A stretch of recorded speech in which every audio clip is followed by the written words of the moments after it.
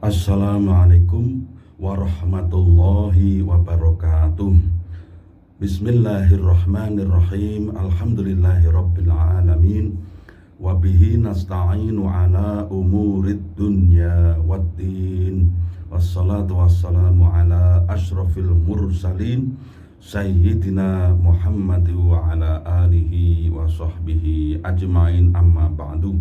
Mitra Persada FM dimanapun berada, mari kita bersama-sama memanjatkan syukur.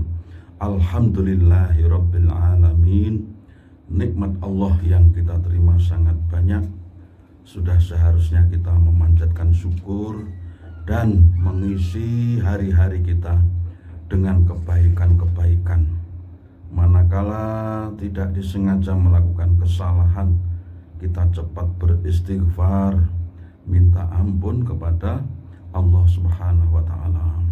Mitra Persada, hari ini kita bersama-sama mempelajari tafsir Al-Jalalain di surat Ar-Ra'du, ya, di juz 13 Al-Quran kita. Monggo kita buka mushaf Al-Quran di surat Ar-Ra'du juz 13. Surat Ar-Ra'du juz 13 ini di pojok kiri. Jadi di halaman yang sebelah kiri kalau Quran pojok kita itu.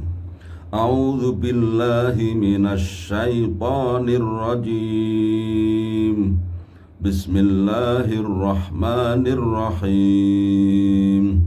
Allahu yabsutur rizqa liman yasha'u wa yaqdir wa farihu bil hayatid dunya wa mal hayatud dunya fil akhirati illa mata'.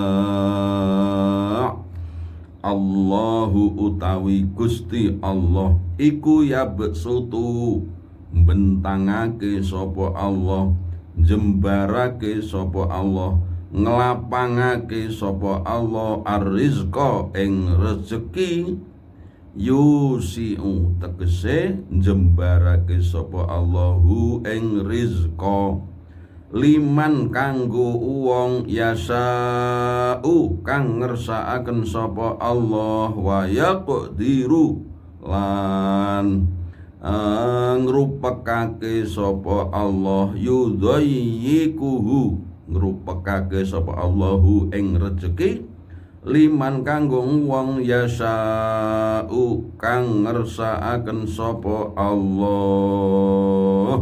Dari ayat ini Mitra Persada kita harus tahu bahwa rizki itu kadang-kadang mudah, kadang-kadang kelihatan susah atau sempit, karena memang sudah dikehendaki oleh Allah seperti itu.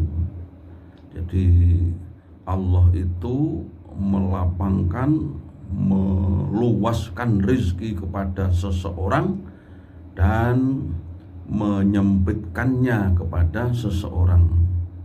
Nah, ini harus kita pahami sehingga manusia tidak ada rasa putus asa, selalu memohon kepada Allah, selalu dimudahkan memohon dimudahkan rizkinya. Nah, disinilah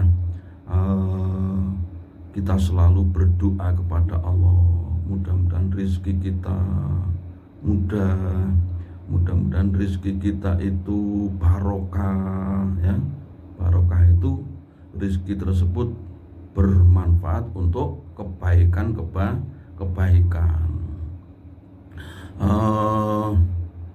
Memang kita harus berpedoman selama manusia ini masih hidup, insya Allah diberi rizki, ya. La yamuta ahadun minkum hatta ya'tiyahu akhiru rizkin huwalah. Tidak akan datang kematian itu kepada seseorang di antara kalian sehingga ditunaikan, disampaikan kepadanya jatah rezeki yang memang menjadi bagian darinya. Ya kalau kita mempunyai anak, insya Allah rezeki akan istilahnya dijoki, dikirim oleh Allah kepada kita. Bahkan sampai seandainya kita tidak menyangka sedikit pun. Jadi orang kadang-kadang tidak menyangka rezekinya datang, ternyata tahu-tahu kedatangan rezeki, tahu-tahu ada orang yang memberinya rezeki. Nah inilah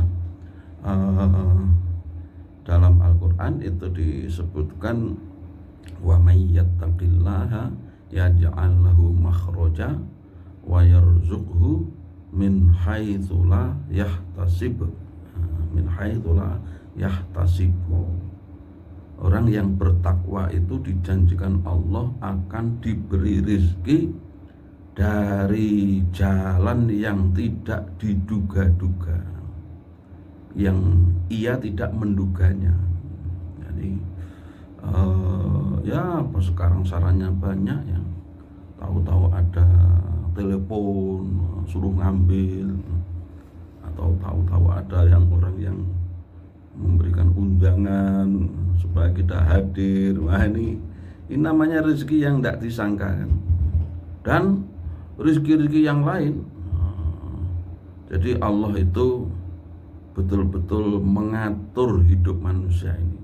Tidak hanya menciptakan manusia saja dibiarkan, tetapi juga menyiapkan rizkinya. Kemudian wa farihu lan podo bunga ay ahlu Makkah, sapa tegese penduduk Mekah, farohabatorin kelawan bunga kang leluwian, bunga sing elek, bil hayatid dunya kelawan urip ana donya, ay bima tegese kelawan barang nalau kang merkoleh sapa ahlu Makkah hu ing ma fiha ing dalam al hayatud dunya. Tetapi di balik itu maksudnya penduduk Makkah itu gembiranya bukan main dengan urusan duniawinya. Pada waktu itu kan orang Arab pada waktu itu ya, pada waktu turun ayat ini, mereka itu punya anak banyak, punya istri banyak, punya harta yang banyak, kemudian tidak menyembah Allah, bahkan berbuat aniaya kepada orang lain. Ini suasana masyarakat pada saat itu. Maka Al-Quran ini turun untuk memperbaiki moral. Innama bu'atsu li utammima makarimal akhlak. Rasul sendiri diutus ya untuk memperbaiki moral, menyempurnakan akhlak yang mulia. Jadi kebiasaan-kebiasaan yang tidak diatur ini, istri banyak, pengen ceraikan saja, kemudian hak-haknya nggak dipenuhi, anak banyak tapi tidak diurus, rezeki yang banyak yang sampai sudah misalnya wajib zakat, tidak ada aturan untuk membayarnya. Maka Islam ini datang mengatur semua itu. Dengan diatur itu kan tujuannya menjadi damai, menjadi enak bagi semua ya. Jadi ada hak-hak anak, hak-hak istri, kemudian hak-hak orang yang membutuhkan. Nah, kalau orang kita hartanya banyak kan ada kewajiban zakat. Nah di situ zakat itulah menjadi haknya orang-orang yang berhak menerima. Anak banyak tidak hanya memiliki anak, tetapi bertanggung jawab menyiapkan yang dibutuhkan oleh mereka, yaitu ilmu pengetahuan, Istri juga diatur maksimal sampai 4, tidak berlebih. Kemudian tidak boleh semena-mena menceraikan. Ini semua diatur di dalam Islam. Mereka sangat bergembira dengan duniawi yang mereka dapat, ya, yang mereka peroleh. Wa mal hayatud dunya fil akhirati illa mata. Wa mal hayatud dunya lan ora utawi urip ana donya iku fi jambi hayatil akhirati ing dalem sisi urip ana akhirat illa mataun kejaba kesenengan kang kidik aisyaiun qalilun tegese perkara qalilun kang kidik ya tamat ta'u kang seneng-seneng sapa menungso bihi kelawan mata wa yadhabu lan malih dadi ilang. Jadi ketika Allah menyebutkan bahwa Dia yang berhak meluaskan rezeki, menyempitkan kepada siapa yang dikehendaki, di samping itu pada saat sisi yang lain mereka penduduk Makkah pada saat itu bergembira yang kelewat batas karena duniawi yang mereka peroleh, tidak ada yang mengatur. Kemudian Allah memberikan keputusan wa mal hayatud dunya fil akhirati illa mata. Kehidupan dunia itu dibanding akhirat ya kecuali hanyalah kesenangan yang sedikit. Jadi kata mataun di sini kan memakai isim nakiroh. Salah satu makna isim nakiroh itu litaklil, untuk makna sedikit. Hidup di dunia ini walaupun lamanya seberapa tahun, rezekinya berapa kilometer, kalau dibanding kehidupan akhirat nanti hanya sedikit sekali, hanya kesenangan yang ya sebentar, sedikit sekali. Wa yadhabu, kemudian hilang. Orang kalau punya rezeki yang banyak kemudian dia meninggal, ya sudah, rezekinya enggak akan dibawa, sudah selesai.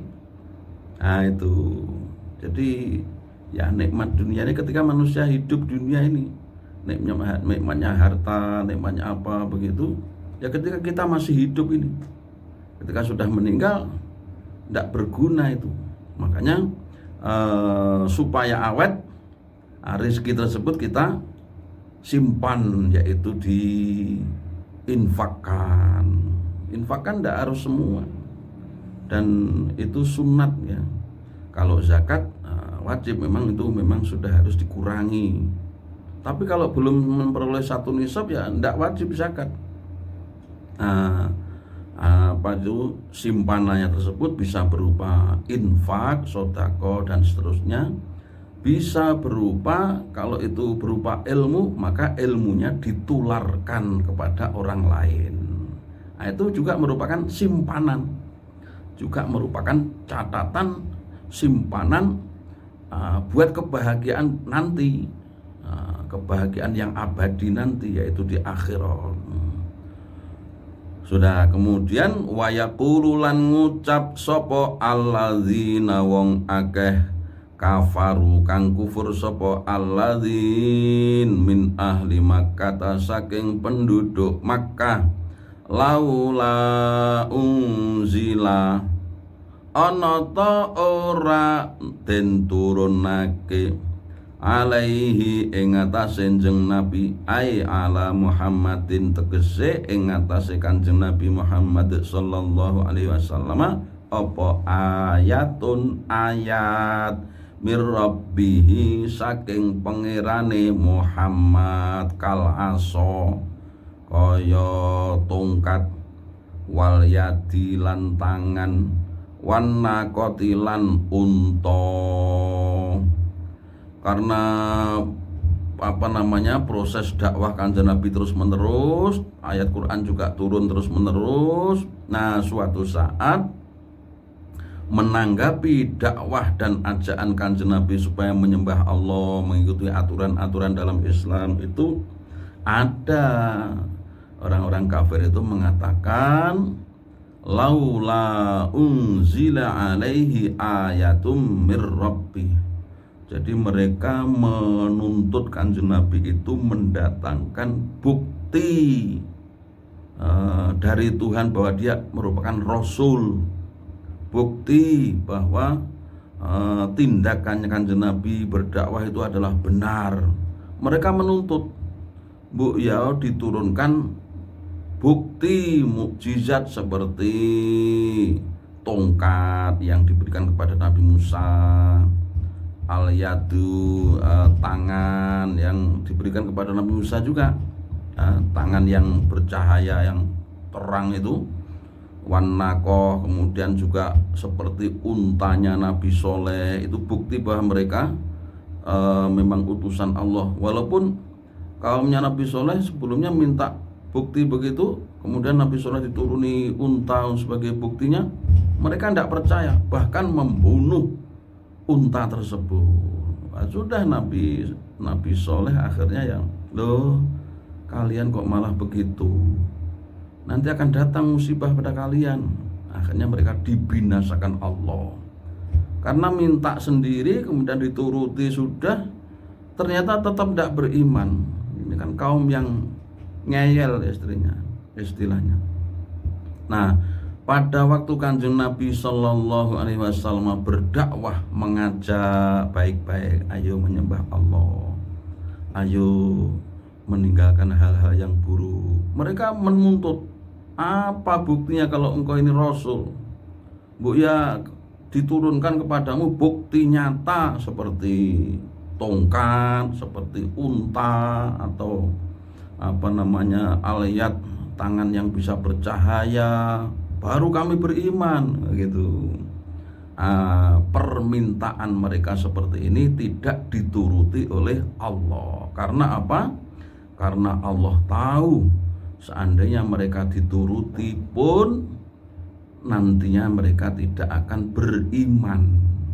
Jadi Allah itu lebih tahu. Bisa saja Allah menuruti permintaan mereka, Nabi Soleh aja sebelumnya belum diberi unta kemudian baru diberi gitu kan. Allah itu bisa memberikan itu.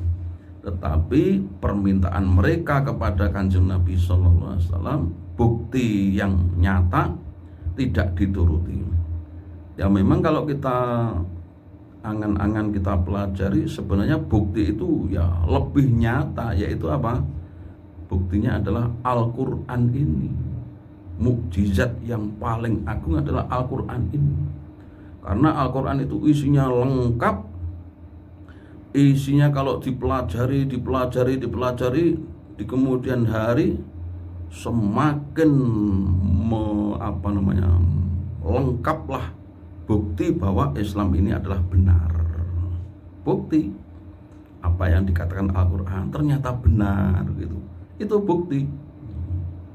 Ya, sebagaimana terbuktinya sabda Kanjeng Nabi Sallallahu Alaihi Wasallam, besok kalau zaman itu sudah berakhir, zaman sudah akhir, banyak pembohong, banyak penipuan, banyak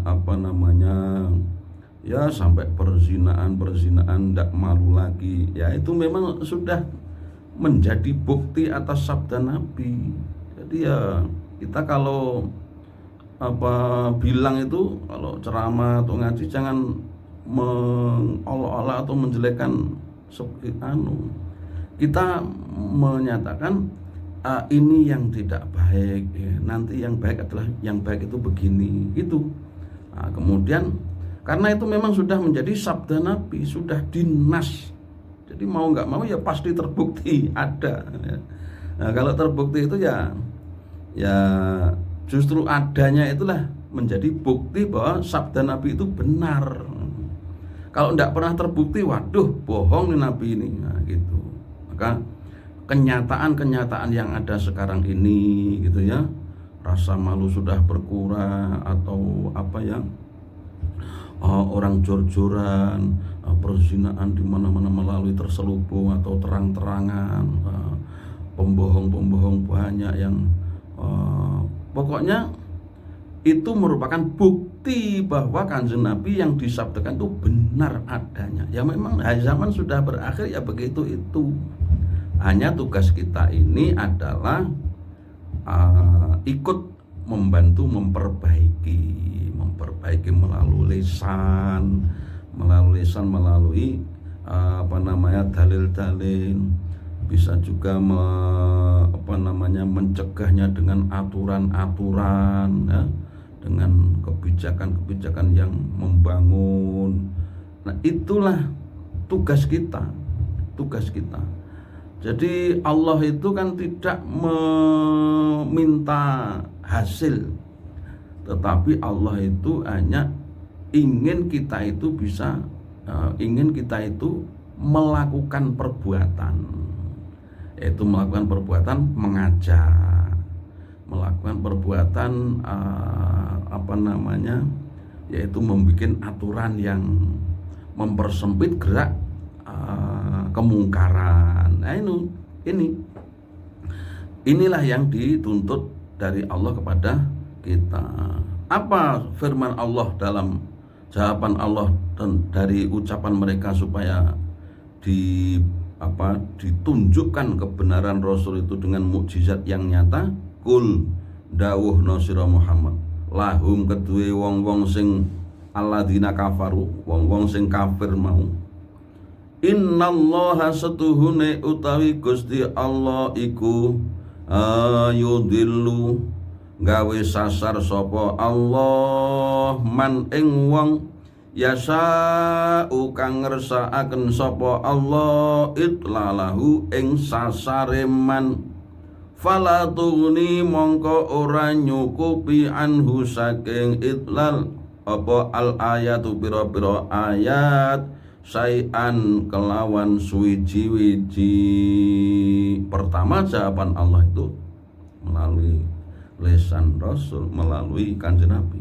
Katakan Muhammad, menjawab mereka yang minta bukti itu, sesungguhnya Allah itu menyesatkan siapapun yang dikehendaki, sehingga kalau mereka sudah sesat tidak bisa mencukupi bukti-bukti itu. Jadi bukti-bukti itu tidak akan berguna baginya ketika mereka mereka sesat. Jadi kalau orang itu sudah sesat, sudah jauh dari kebenaran, maka ya baginya misalnya azan atau ajaan-ajaan kebaikan tidak bisa mencukupi, tidak bisa bermanfaat baginya, karena sesatnya itu sudah jauh, istilahnya hatinya sudah ditutupi dengan keburukan-keburukan, sehingga tidak bisa mendengarkan pitutur, tidak bisa mendengarkan nasihat. Nah, ini makanya kalau kita berbuat salah kepada Allah, kepada manusia, itu supaya hati kita tidak tambah sesat, tidak tambah buruk, tidak tambah ron, ya, tidak bertambah menutupi hati kita sehingga nanti jauh dari kebaikan. Kita dianjurkan untuk bertaubat, beristighfar, minta ampun kepada Allah. Ya Allah ampunilah kami. Nah, supaya bersih lagi. Kalau bersih itu kan menerima nasihat, jadi menerima bisa melakukan, bisa melaksanakan. Wayah dilan nuduhake sapa Allah, yursidu paring pituduh sapa Allah, ilaihi maring apa jenenge ai iladinihi, maring agamane Allah, man ing wong ana bakang bali sapa man, roja'a kang bali sapa man ilaihi maring Allah. Jadi Allah membuat sesat orang yang memang terlanjur buruknya banyak, tetapi Allah juga memberikan petunjuk kepada agamanya kepada siapa yang kembali kepada Allah. Nah, di sini bukan man yasa tapi man anab. Nah, ini kan memberi isyarat bahwa ketika manusia itu berbuat salah kemudian jauh dari yang baik-baik, kemudian dia bertaubat, maka itu akan mendapat petunjuk dari Allah. Ini menjadi isyarat bahwa bimbingan dari Allah itu juga diberikan kepada orang-orang yang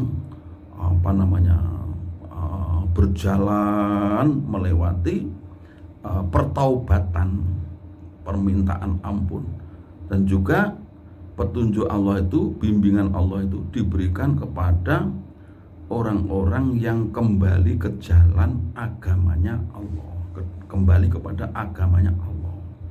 Maka di sini penting kita ini mengingat-ingat nasihat-nasihat yang baik, dan di sini juga pentingnya pitutur, pentingnya pengajian, majelis taklim, majelis ilmu, majelis zikir, penting karena wa dzakir fa inna dzikra tanfa'ul mu'minin. Berilah peringatan karena peringatan itu bermanfaat bagi orang beriman. Orang itu kalau tidak diingatkan ya kadang-kadang lupa, walaupun sebelumnya ya sudah tahu. Tapi ketika lupa, ya namanya lupa, nggak ingat kan. Maka diberi peringatan, diberi pengajian, diberi mauidhah, tausiah, ya, majelis-majelis ilmu itu untuk mengingatkan. Sebenarnya sebelumnya sudah tahu, tapi diingatkan lagi, ya ini. Ya ada saja yang nasihat itu mengulang yang sudah, ya karena memang ya nasihat agama ya begitu itu. Setelah diingatkan manusia kemudian kembali lagi, oh iya tuh. Alladzina amanu alladzina utahe wong akeh amanu kang iman sapa alladzin wa tatmainnu lan dadi anteng apa kulubuhum pira-pira atine alladzin bidzikrillah, kelawan zikir marang Allah. Ala bidzikrillahi, ala eling-eling bidzikrillah, kelawan zikir marang Allah, tatmainnu bisa anteng apa al-qulubu pira-pira ati. Jadi seseorang ketika kembali kepada Allah setelah melakukan kesalahan, bertaubat, minta ampun, ya, kemudian menambahnya dengan zikir-zikir, ya, bacaan-bacaan, kalimat thayyibah, maka hatinya menjadi tenang karena diingatkan oleh Allah, ala bidzikrillahi tatma'innul qulub. Ingatlah bahwa dengan zikir kepada Allah itu hati menjadi tenang. Karena ketenangan ini dibutuhkan oleh manusia. Ketenangan ini diinginkan oleh manusia. Walaupun harta banyak tapi tidak tenang, nggak enak. Harta banyak, hati tenang dengan zikir kepada Allah. Harta sedikit, kekurangan, juga dengan zikir kepada Allah menjadi tenang. Tidak usah susah karena rezeki Allah itu pasti datang suatu saat. Dengan ingat kepada Allah, zikir kepada Allah, maka menjadi tenanglah hati-hati manusia ini. Kurang lebih ya mohon maaf, mudah-mudahan bermanfaat. Wallahul muwaffiq ila aqwamit thoriq. Wassalamualaikum warahmatullahi wabarakatuh.